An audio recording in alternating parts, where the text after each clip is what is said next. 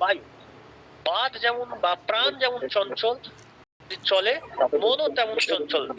কেউ যদি প্রাণকে শান্ত হয়, অর্থাৎ প্রাণায়ামের মাধ্যমে যদি প্রাণ শান্ত হয়, তাহলে মন শান্ত হবে, মন শান্ত হলে শরীর শান্ত হবে, তাহলে তার শরীর শান্ত হলে কনসেন্ট্রেশন বাড়বে। ঠিক আছে? হ্যাঁ স্যার, ঠিক আছে, বুঝে গেল? হ্যাঁ স্যার। তাকে একটু জানতে চাইছিলাম, বর্ষাকালে, শীতকালে এবং গ্রীষ্মকালে প্রাণায়াম করা যাবে না, ওই জিনিসটা একটু জানতে চাই।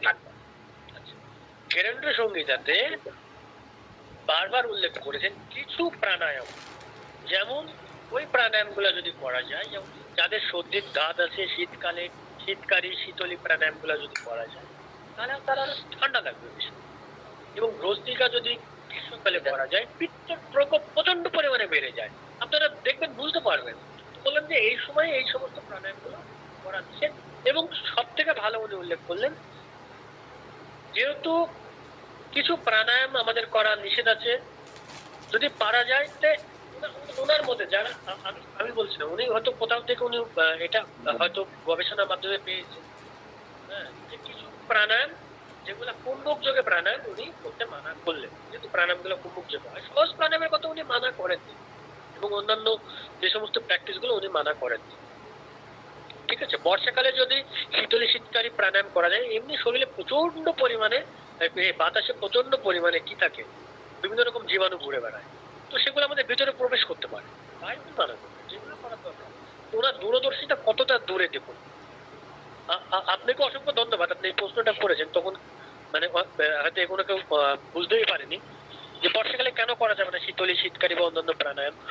বর্ষাকালে যদি শীতলী শীতকারী প্রাণায়াম করা, যেহেতু আমরা মুখ দিয়ে শ্বাস নিচ্ছি, ডাইরেক্ট শ্বাসটা ভেতরে চলে যাবে, তার সাথে সাথে আমাদের বিভিন্ন জামগুলো চলে যাবে, শরীরে হানিকারক হতে পারে, তাই উনি মানা করলেন।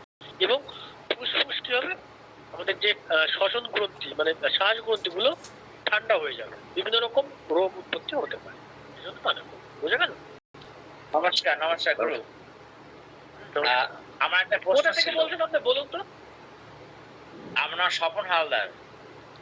আচ্ছা, বলুন। আমার প্রশ্ন হচ্ছে আহার নিয়ে।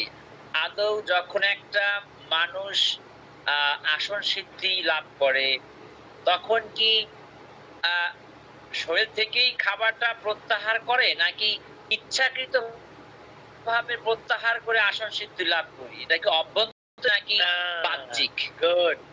এবার আমি বলছি, আমি একটা বলছি, আমি এক সময় প্রচুর পরিমাণে তিব্বতিয়ানদের যোগ প্র্যাকটিস করাতাম। আর তিব্বতিয়ানদের আহার ছিল, মানে ওরা সর্বভূম কি খেত না খালি, এবং চাইনিজ রেস্টুরেন্ট আমার ছিল, ওরা 4 পায়ের মধ্যে চেয়ার টেবিল বাদে সব খায়। 4 পায়ের মধ্যে চেয়ার টেবিলটা বাদে সব খায়, তিব্বতিয়ানরা তাই। তো ওদেরকে আমি প্রায় 3 থেকে 4 মাস আসন করা, ওদেরকে আমি কোনো সময় জন্য আহার মানা করি যে এটা খেও না বা এটা খাবে। আমি জানি যে ওদের খাবার যদি প্রথম দিনই বলি, তাহলে ওরা আমাকে ত্যাগ করবে, ওরা ত্যাগ করবে না, আমাকে ত্যাগ করবে। কিন্তু আমি জানি তারা খুব অসুস্থ, এবং তাদের এইগুলো